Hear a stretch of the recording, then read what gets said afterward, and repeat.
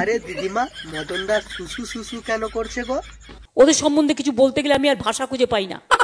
তাই বলে এখন মদন দা সুসু সুসু করবে?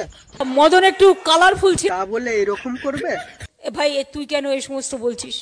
কেন বলবো না, তুমি নিজের চোখে দেখে নাও মদন দা এখন কি করছে।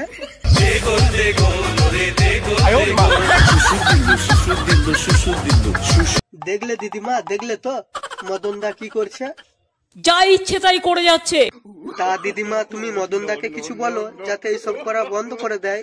আমি ওদের বললাম ছেড়ে দিন না, কি দরকার, সে ওরা শুনবে না। ও তাই নাকি?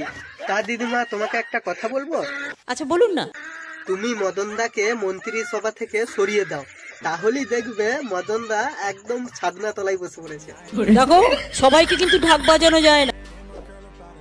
সরি সরি সরি সরি দিদিমা, সরি, ভুল হয়ে গেছে, সরি।